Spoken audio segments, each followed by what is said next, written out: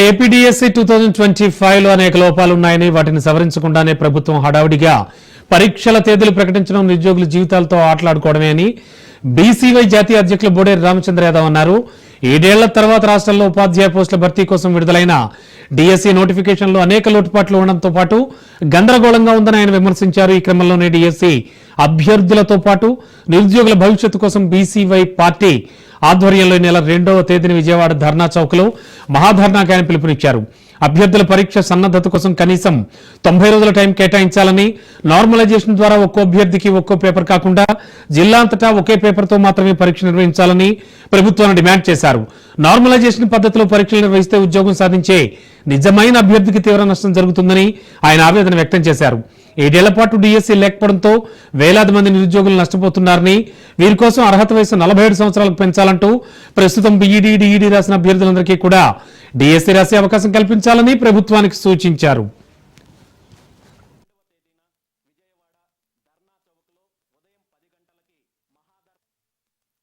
7 సంవత్సరాల తర్వాత రాష్ట్రంలో ఉపాధ్యాయ పోస్టుల భర్తీ కోసం విడుదలైన డిఎస్సి నోటిఫికేషన్లో అనేక లోటుపాట్లున్నాయి, గందరగోళంగా ఉంది.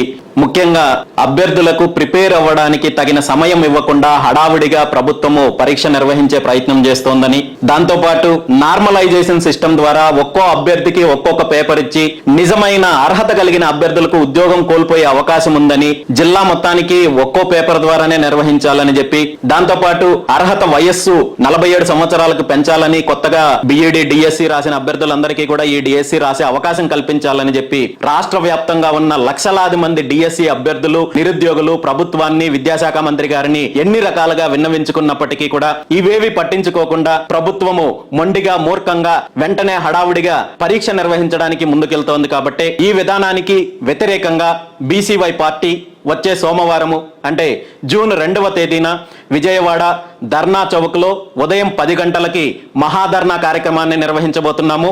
ఈ కార్యక్రమంలో రాష్ట్ర వ్యాప్తంగా ఉన్న లక్షలాది మంది డిఎస్సి అభ్యర్థులందరూ కూడా పాల్గొని ప్రభుత్వము తన నిర్ణయాన్ని మార్చుకొని పరీక్ష రాయడానికి కనీసం 90 రోజుల సమయం ఇవ్వడంతో పాటు నార్మలైజేషన్ వ్యవస్థ నుండి కాకుండా ఒక్కో జిల్లాకు ఒకే పేపరు విధానాన్ని తీసుకొచ్చేంత వరకు కూడా ఖచ్చితంగా ప్రభుత్వం పైన పోరాటం చేద్దాము.